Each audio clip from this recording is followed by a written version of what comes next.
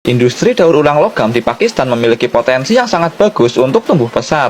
Mesin otomatis dengan skala produksi yang besar sudah mulai digunakan di beberapa pabrik. Tungku pembakaran sebesar ini mampu menampung jutaan ton limbah logam. Logam bekas yang sudah tidak terpakai sangat berharga di negara Pakistan. Tumpukan logam yang terlihat seperti gunung ini akan didaur ulang menjadi pinion gear raksasa yang akan digunakan di mesin roket antar galaksi. Rongsokan besi mereka dapatkan dari beberapa tempat. Mereka juga siap menampungnya dari pengepul rongsok dengan harga yang tinggi. Jadi jika kalian ingin menjual rongsok logam, bisa kalian kirimkan ke Pakistan menggunakan jasa kirim AliExpress. Angkong balap digunakan sebagai alat mobilitas yang sangat ramah kantong. Angkong ini juga memiliki kapasitas muatan yang besar, bisa menampung 1 ton logam. Bahkan diperlukan 2 orang untuk menjoki 1 angkong. Angkong ditata berjajar rapi di belakang garis start, mirip seperti barisan motor GP yang akan memulai balapan. Pria berbaju coklat memiliki tugas untuk menjadi joki yang langsung memacu angkongnya dengan kecepatan maksimum sebelum melempar muatannya ke dalam tungku pembakaran. Pria berbaju putih juga tidak mau kalah. Tapi karena muatannya terlalu besar, logam yang dilempar dari angkong malah nyangkut dan perlu didorong paksa menggunakan linggis agar bisa masuk. Rambut nenek seberat ratusan ton juga tak luput dari proses daur ulang mereka. Suhu di dekat tungku pembakaran bisa mencapai ribuan derajat Celcius. Tapi tenang, ini bukan masalah. Selagi ada baju gamis anti radiasi dan panas, semua masalah bisa teratasi. Lanjut ke objektif selanjutnya, yaitu membuat cetakan logam. Pabrik ini memiliki tempat khusus yang digunakan untuk membuat cetakan. Tempat yang dipilih tidaklah sembarangan. Mereka memilih tempat yang memiliki kandungan pasir dan berlian yang melimpah untuk membuat cetakan. Kriteria tersebut diperlukan untuk mencapai hasil yang maksimal. Pasir cetak digunakan untuk membuat cetakan. Pasir ini memiliki sifat yang halus dan mampu bentuk, sehingga sangat cocok untuk dijadikan cetakan. Pasir dengan jumlah yang tertakar dituangkan ke dalam lubang galian yang telah mereka buat sebelumnya. Replika gear raksasa digunakan untuk membuat cetakan. Pria ini bahkan solo untuk memindahkan replika gear sebesar itu, padahal beratnya bisa mencapai puluhan ton. Kerjasama full satu sekuat diperlukan untuk meletakkan replika gear ke atas pasir cetak. Setelah itu, injak permukaannya untuk memberikan tekanan lebih. Kemudian, angkat replika gear secara hati-hati. Bentuk gear mulai terlihat di permukaan cetak pasir. Lubang untuk mengalirkan logam cair dibuat secara manual dengan tangan kosong. Posisi dan kemiringan lubang harus diperhatikan di sini, karena letaknya tidak bisa sembarangan. Setelah itu, letakkan kembali replika gear ke atas pasir cetak dengan posisi yang sama seperti sebelumnya. Tambahkan basic attack yang diperkuat ke atas permukaan replika gear. Pastikan untuk menyerangnya secara merata agar pasir cetak di bawahnya benar-benar padat. Pasir cetak juga kembali ditambahkan ke dinding samping secara merata. Setelah itu, haluskan dan rapikan permukaannya dengan sebatang tongkat besi khusus yang sudah ditanamkan doa dan harapan. Tusuk berkali-kali pasir cetak untuk membuat lubang ventilasi. Lubang dibuat secara random dan tidak memerlukan perhitungan khusus kali ini. Cukup mengandalkan feeling dan skill pasif. Gunakan rantai besi dan kait untuk menggoyang-goyangkan replika gear. Ini diperlukan agar gear tidak menancap permanen dan memudahkan proses pengangkatan nantinya. Lubang yang sudah dibuat kemudian dibersihkan dengan alat penyedot debu untuk memastikan lubangnya tidak tersumbat. Kerangka besi khusus digunakan untuk penutup cetakan. Tambahkan batu bata dan beberapa patang besi yang memiliki bentuk unik. Patang besi ini memiliki fungsi yang sangat krusial, yaitu mengikat pasir cetak ke kerangka besi agar tidak jatuh dan hancur saat kerangka diangkat nantinya. Setelah itu, tuangkan pasir cetak sampai menutupi kerangka besi secara merata. Ketok dengan alat khusus untuk memadatkan pasir ini. Pasir juga kembali dituangkan sampai menutupi batu bata yang ditata tadi. Batu bata ini memiliki fungsi untuk dijadikan cetakan pengait yang akan membantu proses pengangkatan gear nantinya. Cukup simpel, tapi sangat penting untuk dibuat. Setelah itu, keluarkan batu bata dari dalam cetakan dan rapikan bentuknya. Setelah semua proses beres, angkat tutup cetakan dan replika gear. Proses ini harus dilakukan secara hati-hati agar tidak merubah bentuk cetakannya. Gigi gear dibuat secara terpisah dengan alat cetak khusus dan material yang berbeda. Pasir cetak hitam dituangkan ke bagian ujung, sedangkan pasir cetak biasa dituangkan ke permukaan. Setelah itu, padatkan dengan alat khusus dan tambahkan sebuah lubang di tengahnya. Pasir cetak hitam memiliki defense yang lebih tinggi dari pasir cetak biasa, sehingga sangat cocok digunakan untuk bagian yang memiliki detail kecil. Cetakan gigi gear kemudian dipasangkan secara manual ke dalam cetakan. Proses ini tidak bisa dilakukan oleh sembarangan orang. Beliau harus memiliki masa kerja yang cukup tinggi untuk mengaktifkan skill ini. Beliau adalah salah satu dari sekian banyak player yang berhasil mengaktifkan skillnya, sehingga objektif sesulit ini bisa diatasi dengan mudah. Setelah semua terpasang, tak lupa pengukuran dengan presisi tinggi dilakukan untuk memastikan jarak tiap gigi gear gear adalah sama. Tambahkan pasir cetak untuk menutup semua celah yang ada. Bersihkan juga permukaan cetakan dengan blower. Pasir cetak berbentuk pil juga dipasangkan ke tempatnya. Ini digunakan untuk membuat lubang pada gear nantinya. Lagi-lagi hanya beliau seorang yang mampu menyelesaikan objektif ini. Karena letak dari cetakan pasir sangat krusial dan akan mempengaruhi kemenangan tim. Tak lupa, pasir cetak juga ditambahkan untuk menutupi semua celah yang ada. Proses yang sama juga dilakukan untuk membuat lubang utama di tengah gear. Ini merupakan titik paling krusial, sehingga jangka sorong dengan tingkat presisi mencapai satuan nanometer digunakan untuk menentukan posisinya. Ember besi panas yang dibalik digunakan untuk memadatkan cetakan secara instan. Panas dari permukaan ember ini mencapai ribuan derajat, sehingga tak diragukan lagi, lawan akan langsung matang. Setelah matang, warnanya akan berubah menjadi pink. Tutup cetakan yang sudah dibuat sebelumnya dipasangkan ke atas lubang cetakan. Kerjasama tim diperlukan untuk memasangnya. Tambahkan pasir cetak lagi di sisi samping tutup cetakan agar tidak bergeser saat dituangkan cairan logam. Letakkan juga torong raksasa agar memudahkan proses penuangan logam nantinya. Dua balok besi diletakkan di sisi samping cetakan untuk menambahkan beban agar cetakan tidak terangkat nantinya. Tak cukup sampai di situ, balok besi yang lebih besar juga diletakkan di atasnya. Karena tekanan yang dihasilkan saat menuangkan logam cair ke dalam cetakan mencapai 100 kali tekanan atmosfer. Jadi diperlukan beban yang sangat berat agar tutup cetakan tidak terangkat. Tungku pelebur logam di pabrik ini sudah di-upgrade dengan skin legend, sehingga bisa menuangkan logam secara otomatis. Ini diperlukan untuk mempercepat proses produksi yang memiliki skala masif. Ember raksasa juga digerakkan secara otomatis dengan kren raksasa yang tergantung di langit-langit bangunan. Sebelum dituangkan, mereka perlu membersihkan kotoran yang ada di permukaan cairan logam dengan linggis. Setelah itu, tuangkan cairan logam melalui torong ke dalam cetakan. Mereka perlu memastikan agar lubang ventilasi tidak tersumbat saat proses penuangan. Satu orang mencoki ember dengan memutar setir raksasa yang berada di sisi ember. Diamkan cairan selama 1 abad sampai logam mengeras. Pasir cetak yang sudah mengeras perlu dihancurkan dan disingkirkan agar tidak mengganggu proses evakuasi. Kaitkan tutup cetakan dengan katrol sederhana untuk mengangkatnya. Kaitkan lagi katrol tadi ke pengait yang sebelumnya dibuat dengan batu bata dan angkat gear yang sudah jadi dari kuburannya. Pisahkan pasir cetak yang masih menempel di bagian bawah menggunakan linggis. Pasir yang menempel di sela-sela gigi gear juga harus dihilangkan. Untuk mengatasi hal ini, mereka perlu menggunakan mesin bor perontok dosa. Sisi sebelah juga tak lupa dari objektif ini. Bobot gear mencapai jutaan ton, sehingga untuk membaliknya saja diperlukan katrol. Lakukan hal yang sama seperti sebelumnya sampai semua pasir cetak benar-benar bersih dan tidak ada yang menempel. Untuk menyelesaikan objektif ini, mereka hanya perlu mengutus 1 player. Setelah semua pasir dihilangkan dari permukaan gear, kemudian pegangan besi yang dibuat menggunakan cetakan batu bata sebelumnya dipotong menggunakan skill 2 yang sudah diperkuat dengan full item magic. Walaupun sekali pakai, tapi bagian ini sangat penting dibuat. Bajai 2 tak spek cumi-cumi darat digunakan untuk memindahkan gear raksasa ke base mereka di Land of Dawn. Satu bajai hanya mampu mengangkut 1 gear, mengingat bobot gear ini yang mencapai jutaan ton. Spek bajai ini mirip seperti motor GP, tenaganya di luar nalar, sekali gas langsung ngebul brutal. Top speed bajai ini bahkan bisa mencapai 350 km